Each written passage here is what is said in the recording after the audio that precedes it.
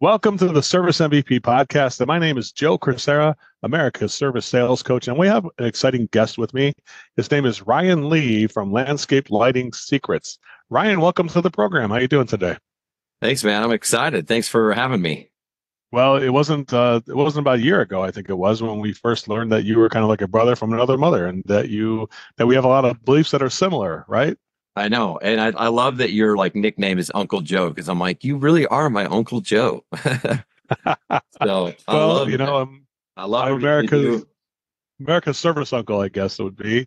Uh, Ryan, tell us a little bit about what you do. And yeah, Ryan has a specific niche that he is involved with, and he's trying to make America's front and backyards and sides of the house beautiful in the evening with lighting solutions that make people live their life in a much more high quality way. Ryan, why don't you tell us about how you got involved with this kind of a situation here? Take a few minutes and give us a little background on you. Yeah, love it. So I actually got my start in entrepreneurship, probably like everyone else. I was just shoveling walks and, I would shovel driveways, things like that. But that wasn't true entrepreneurship.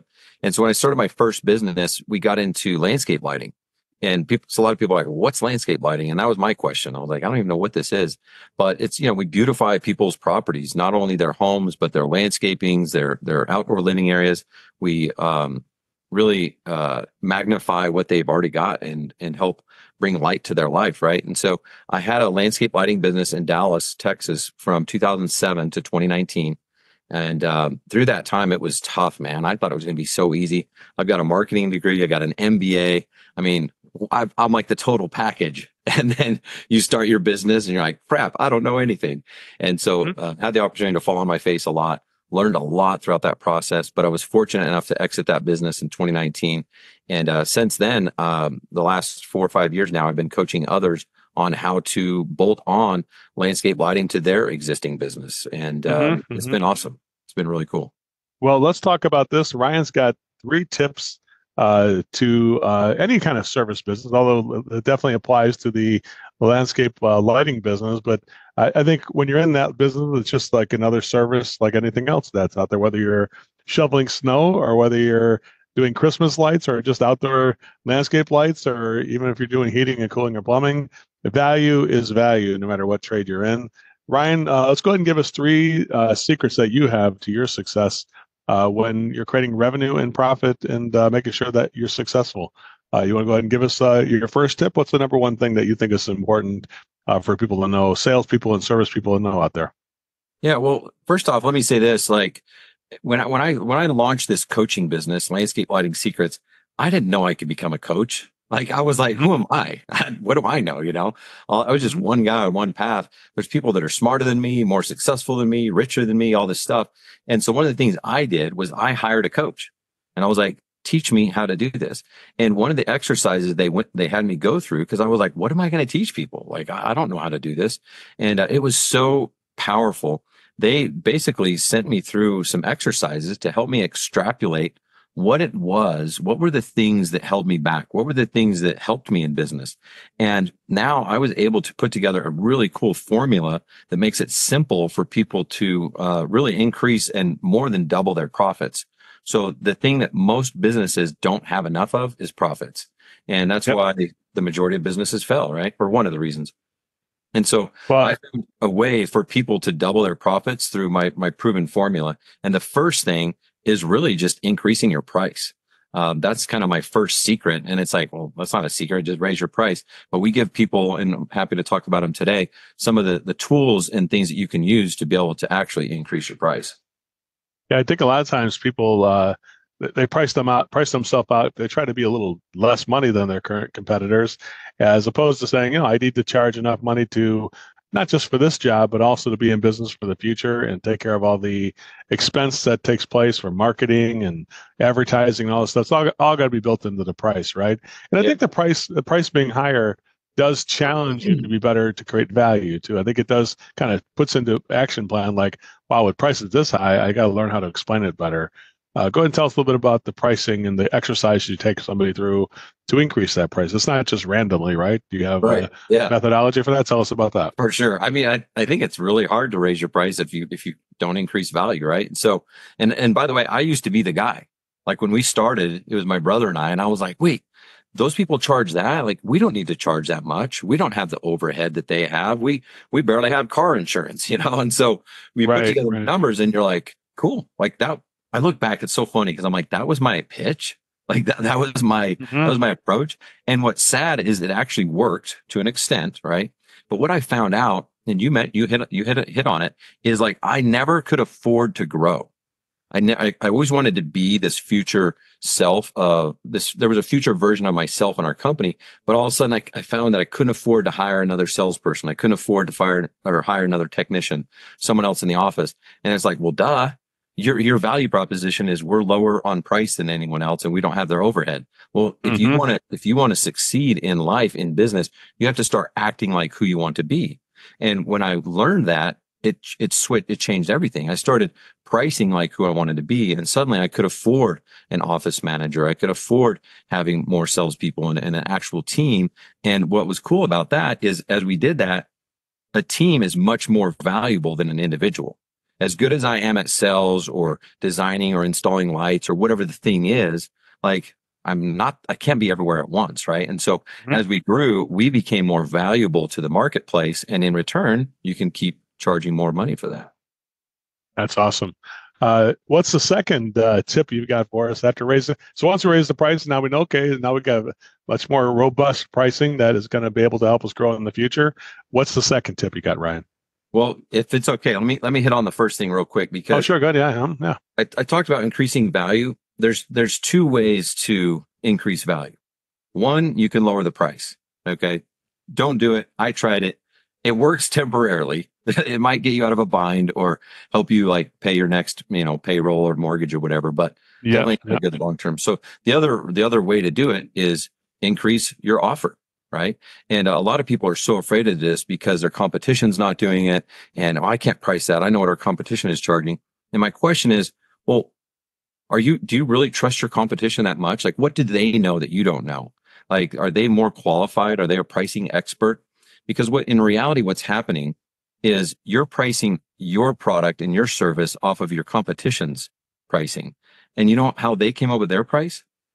They got the quote from you, right? And so Right. it's It's like kind a of like vicious circle. Vicious circle. vicious, right? And it's like when Mhm. they think you know what you're doing and you think they know what they're doing, in reality, no one knows what they're doing. So you've got Mm. to be the market leader and you got to increase value. And there's lots of different ways to do this. One of the things I like to do is called an offer stack. And so instead of just saying like, oh, okay, here's your landscape lighting, Joe, it's $10,000. Mhm. That works, by the way. I've actually done that. And the problem with success is it prevents us from excelling and becoming better because we think we know what we're doing, right? So because Yeah. that worked for a while, I didn't try to innovate. But then after a while, I started to think, I wonder if I could get better. And an offer stack is something like this. Instead of telling you, Joe, your lighting's $10,000, I'd be like, Joe, the normal pricing for this landscape lighting system is around 14 grand, right? For you today only, we're going to do it for 10 grand. And in addition to just doing your lighting, we're also going to give you a year's worth of annual maintenance, which is a $750 value. We're going to give you Mhm. a 20-year warranty on the lights, which is a $1,500 value. You get that absolutely free. We're going to give you a lifetime warranty on the transformer, which is $500 value, absolutely free. And we've partnered with other local service providers. So we have I noticed you have a pool. We have a pool company that will give you a free 3 months worth of maintenance, which is a $300 value, a free irrigation checkup, $300 value. And you're basically showing them this huge offer stack that's worth $25,000. When they move forward today, they're getting it for just $10,000. Nice, nice. That makes sense. So make sure that the value exceeds the price as the second tip. Remember, one, raise the price, but then add enough stuff to the value stack to do that. I know we do that with like warranty services and just other. And I like what you're doing with complementary services with partners that would be happy to do a free full maintenance just to give people have a trial in a way of it. Maybe the irrigation guy who does all that stuff. And what's cool Things about that are needed, things that are needed for the yard. You're going to be out there in the yard doing landscape lighting and watch, look at the irrigation, everything else that's going on, right? 100%. That's something they're going to use anyway, and it doesn't cost you anything. If it costs you money, then it's like, well, that's kind of like lowering your price. So the other nice thing about that is when you reach out to people, And let's say in the landscape lighting world, you really want to partner with pool builders, landscape architects, home builders, realtors, everybody who's dealing with high-end people. If you could list them in every single proposal that you do, that's offering value to their business, and they're going to want to return that favor. And so you get them to also include an offering of yours in all of their offers as well. And it's a great way to just really get momentum in your business. Nice. Nice. I guess if you were in the carpet cleaning business, you could add Scotch Guard protection, or extra. You could do other things. I mean, there's so many additional things you could do. Yeah. That in every business, whether it's a maid service, whether it's a landscape lighting service, or a heating and air conditioning, if you're going to sell the air quality, hey, how about the bulbs and the pads and the filter to go with it? We'll include that as well with you. You can ship that with you as well. So Right. so think about things that are complementary. It sounds like you're really explaining there. And the thing that I didn't realize, that I still think people struggle with, is people want value. Our clients, our homeowners, they want value. They, just because they're asking for a lower price doesn't mean that they're cheap. It doesn't mean that they need a lower price. You just haven't done a good enough job communicating value. And personally, I think you're doing a disservice by not charging a premium price, because then you're going to be tempted to be like, oh, man, this customer's calling me again. Or when you do close the deal at a cheaper price, maybe I'll use cheaper wire. Maybe I'll use cheaper fixtures. Maybe I'll use cheaper connections. I need to make my money. After all, I'm a business owner. I've sacrificed. I got to feed my family. And so then we actually do a disservice to the community by installing inferior product or not giving that red carpet, white glove experience. So for me, it's easy to come in and raise a price and charge whatever I need to charge to not only hire better talent, but provide better products and service, and then over deliver with that red carpet, white glove experience. Yeah, I think people get a sense. I think the service provider has a sense of quality themselves, and they feel they believe in it more, right? If you find a more premium solution, like more premium lighting systems or transformers and things like that are more heavy duty, then you, the service provider, start to believe in it. And when you believe in something, what impact does that have, Ryan, when the service provider themselves actually believes that the solution is worth the price? Well, honestly, that actually ties us in perfectly to the second tip, because belief, man, if you don't have belief, you're probably not going to last very long in this game, right? But once you have belief, as you know, Joe, that's everything, man. If you don't believe in yourself, how do you expect others to? But once you do, and you have that confidence, there's no overcoming objections. Like, people buy from people that they like and trust. And so if you like and trust yourself, they automatically are going to be drawn to that. And it's hard to come up with objections when you believe in yourself that much. So the second tip that I have is, after you've increased your price, and by the way, these are all levers that are really easy to pull. Like, so many people are like, well, how do I get more leads? Or how do I do this? Or how do I do that? It's like, just do this. If you go in this order and raise your price, then you can afford to recruit better talent, right? You can afford to work on your business. You can do these other things, but raise your price. The second one is close deals on the spot. Okay. And a lot of people struggle with this, especially in my world, because the average ticket for landscape lighting is around $8,000 to $10,000. Some of these deals are over six figures, and they really struggle. They're like, well, I don't know. What if I'm wrong here? I got to go back and can I give someone a price that quick? Because when I learned sales, you got to build value and all this stuff. And so they're really afraid to do it. But what do you think, Joe, is the number one thing people want to know when they call someone for a quote? Like, it doesn't matter what home service we're talking about. What's the number one thing people want to know when they call someone for a quote? What's the price? That's exactly what they're looking for.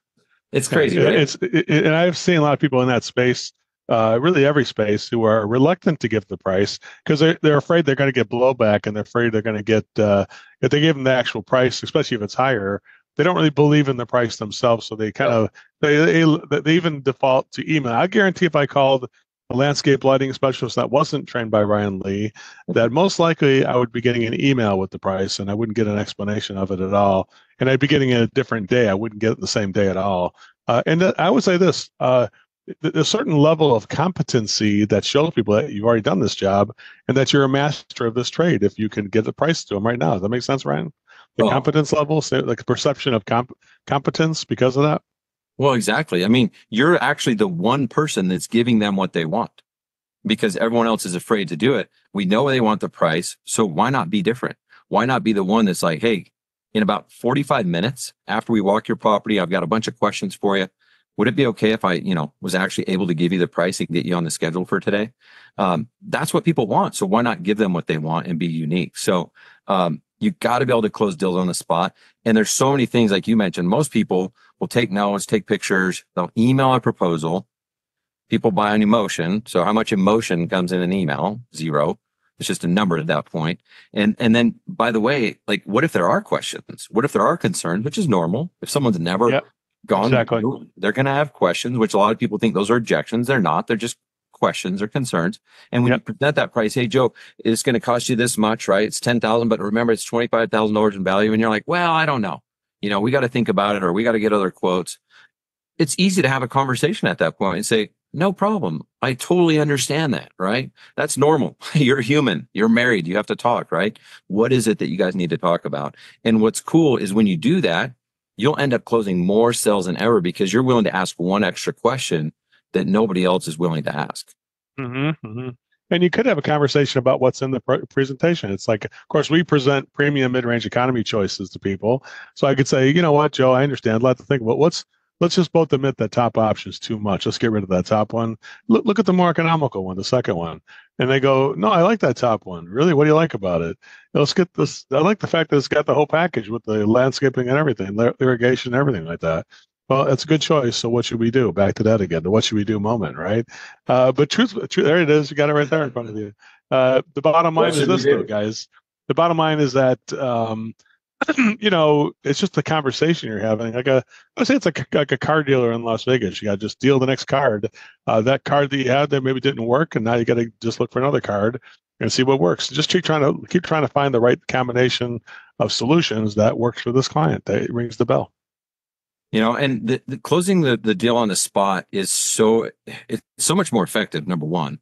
But the other thing that it does is it buys you back time in your life and in your business, because for landscape lighting, if I go and I meet with you for an hour, maybe I stay an hour and a half, I'm able to collect a deposit check, get you on the schedule. I mean, we're moving forward.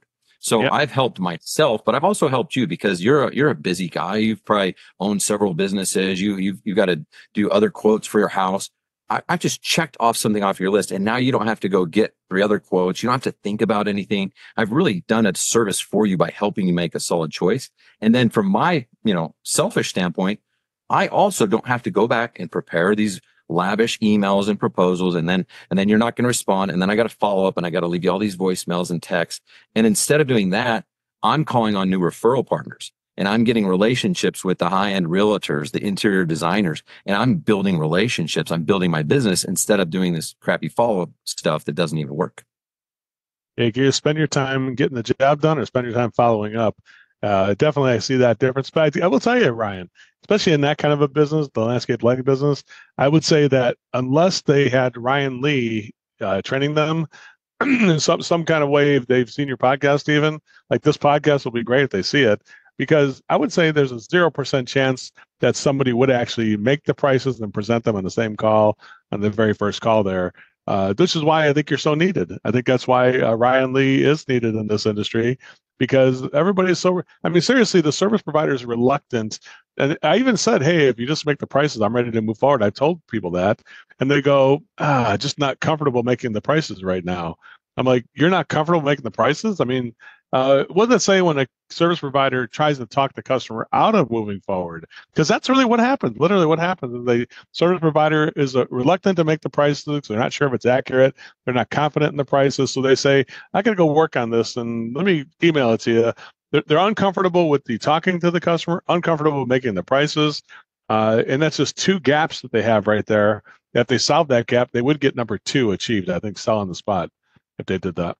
What do you think of that? Yeah, that's true. I mean, that's why I start with these easy things, because if someone will trust me, and they need to trust me, if they will do this, I can't guarantee that their first visit is going to be a 1-call close, but I can guarantee they're going to do a lot better than they did without me. Right. And if people will try it a few times and not give up, oh, they love it. They're like, oh my gosh, you just saved me like so much time, so much money and all this stuff. So it's definitely the way. You know that. I know that. And we just need to convince people to get outside of their comfort zone. I know it's not easy. I used to not do it too. But it gets easier over time, and you're actually giving people what they want. So unless you hate people, Give them what they want.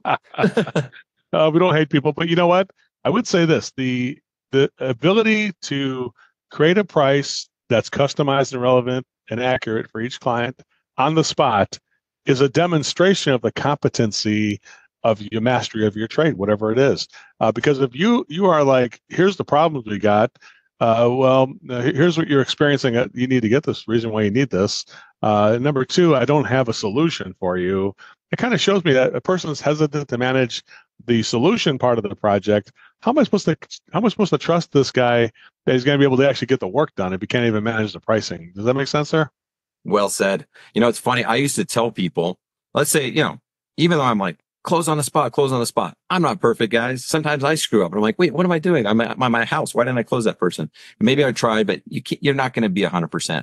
And so I'd follow up with, hey, yeah, we're just got one more quote coming in. I'm like, okay, let me ask you something. We've been going back and forth for 2 weeks. I gave you my price in person 2 weeks ago. How long are you willing to wait on someone who's promised you something, who has not delivered, and they don't have any of your money yet, by the way? Once they do have your money, how long do you think it's going to take for them to answer one of your phone calls? Yeah. And they would almost always go, you're right, let's go. Yeah, I'm trying to get like you're trying to give them money and they're making you wait 2 weeks for the price. What's going to happen when they're not getting money? And that's a good point there. Let's go to number three. We're kind of running a little short of time here. Let's go to three, which is what's the third item you think would be towards success for any service provider they could do? So sell it on the spot. Make sure you get the competency to make the prices. Raise the price. Number one. Number two. Make sure you get the Now, what's number three, Ryan? Third and final is high quality leads. These first two can be very easy or very difficult. And it's very easy if you're in front of the right person. And so if you're just trying to run some like cheap Facebook ads or something like that for landscape lighting, at least, every industry is different. Yeah. And you expect to be able to go charge a premium price and close the deal on the spot. And they just saw your Facebook ad and they have no idea what landscape lighting is. And they're not even interested. They just saw a cool picture.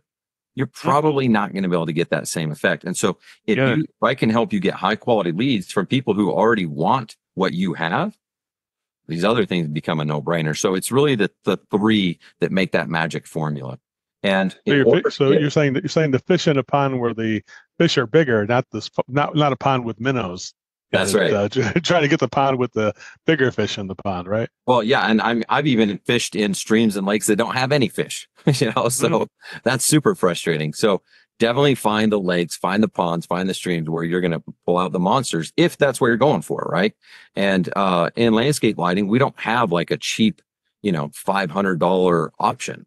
So why would we waste any time marketing to or talking to those people? Maybe they go into an email sequence or something like that where we build them up. So when they are ready 5 years from now or something like that, that's okay. But you really don't want to meet with someone in person until they're pre-qualified and you know that you've got a high probability of closing that deal on the spot at a premium price. Any tips on that, fishing in that right pond or getting the right leads? Because I think everybody would say they agree with this. Any pro tips you can give us that off the record that can help us to find those right customers? What do you think?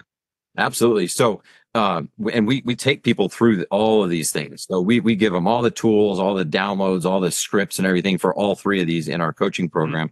But the ideas is what we're talking about. So the way to get high quality leads is through referral partners. It's all through relationships. So even if you go onto Google, let's say you do a Google ad and you target landscape lighting installer near me. Okay, that's a good lead.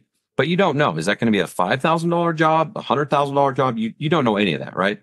Right. When someone is building a house and they're paying an integrator, which is a home automation expert, if they're paying $300,000 to put Lutron and smart controls and all this stuff in their house, to me, that's a pretty qualified buyer, right? Yeah. And to me, it speaks to someone who values high quality products and services, right? And so if I could get a lead from that person, I'm much more likely to be able to close on the spot at a premium price. So we go after landscape architects, home builders, pool builders, realtors, interior designers. Even though we're doing exterior lighting, those designers, but the first time I had this experience, I'm sitting there talking to the interior designer and the homeowner. I'm looking at the homeowner, the client, asking questions, interior designers answering. And I pick up pretty quickly, like, hold on, they hold the wallet, they hold the checkbook, and you don't even talk to the client at that point because they've given them full reign. So it's all about relationships, and those people are amazing because when you go meet with them, they're not looking to get quotes. You think they want more strangers in their house? No, they're going to move forward with you because you were referred by that person that's already well respected and trusted. Yeah. So in a way, you got this kind of a bolt-on kind of a service that you're offering that fits well with another different service, that's like automation or that kind of, or exterior or landscaping. I'm sure there's a lot of landscapers who don't want to do lighting. They just want to do the landscaping and that's it. If you find a partner who would like to add that to the portfolio, and maybe you make a reward system for allowing that to happen, right? Is that a factor where if something happens good out of it, type of a thing? You can give them a reward system for that? Absolutely. So depending on where your business is at, if you're in growth mode or, if you're new or whatever, when I started my business, we were spending a little over 15% of our revenue on advertising. And so it was a no-brainer for me to say, well, wait a minute, this isn't just a marketing campaign that might bring me in leads. When you get these types of deals, you're paying that referral commission that I would pay 10% as a thank you. It wasn't like, here's 10%. I hope this works out, which that's kind of what other marketing is. This is a thank you. And so we paid 10% of total contract value. And again, if your job is $100,000 deal, that referral partner is getting $10,000 simply for providing a text with someone's name and phone number on there. It's crazy. I mean, there's got to be a marketing expense. Might as well I call that guaranteed marketing. Most marketing, you throw dollars at the wall and hope it sticks. This is you're getting actual lead from an actual lead, not from throwing it at the money mailer and hoping somebody calls you, which is the opposite of what you're talking about. You're talking about a concentrated lead that's been booked with your company.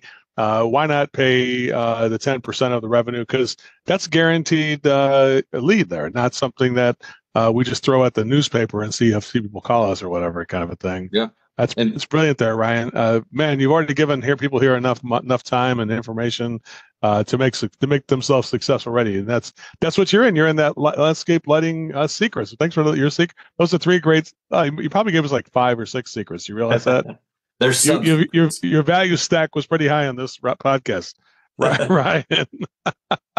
You can't help yourself. You're always trying to create value. Ryan, how do people learn about Ryan Lee and landscape lighting secrets? And you never know, you might be an electrical business who wants to do outdoor lighting. You might be a landscaping business. You might be just a home service business that can see the unique opportunity here. When Ryan's throwing out numbers like 8 to 10,000, you know that if you're a service business, that's profit that you can make there. Ryan, how do people get a hold of you, and what do they do to get involved with your service? Sure thing. And by the way, thanks again for having me on here, Joe. I truly look up to you. I got this gift in the mail, you guys. It was so cool. This was 2 days ago. I've been going every single week, and I got home. I think this was here for a couple of weeks, but I opened this on Monday. I have not read it yet, but I was shocked. It felt so good. I was like, holy cow. So I'm looking forward to reading What Should We Do? Joe, you came and did a training for us in our coaching program, and I thank you for that. My program, if you just go to landscapelightingsecrets.com, there's a lot of helpful information there. We've got some obviously value that we give away for free, but if you want to schedule an appointment with me or one of my team members, you can watch a free case study. Watch that. If that interests you and you're like, heck yeah, this might be a really cool bolt-on for my business, schedule a call. We go over a strategy session, and that strategy session is designed to help you really get an understanding of where you're at, where you want to be. And it sounds simple, but most people don't know those answers, right? And so we really give a lot of value on that call. But if you're interested, we can tell you about the coaching program. I also have my podcast, which Joe, you've been on, Lighting for Profits. You can go to lightingforprofits.com, and it's awesome. I mean, if you're considering like, maybe I should do this. And even if you're not, I mean, when you were on, we actually did talk about landscape lighting because you got lighting at your house, but I love it. Yeah. I'm a consumer of your services for sure. Yeah. And I'm having to redo it. So I might need somebody right now, actually. So you never know. We just tore all the old stuff out because it was garbage, and we bought a house with it, and it was kind of garbage. So we might maybe in the market for somebody, one of your professionals. Let's see how good he does when he comes. I know. I wonder. Right. Dude, they're going to be so intimidated to come meet with you. It's going to be awesome. I should film probably, but I'll help them. You don't realize I'll actually help them provide a good solution. But Ryan, thanks so much for being here and helping all the service providers out there no matter what trade, I think Ryan Lee has something there with his enthusiasm and simplicity of the material. He tries to make the complex into something simple. Ryan, thanks so much for your service, and mostly thanks for your friendship. I knew I was going to meet a colleague. I didn't know I was going to meet a new friend when I first met you, though. That's awesome, man. I appreciate that. Thanks a lot, everybody. Have a great one. We'll see everybody on the next podcast.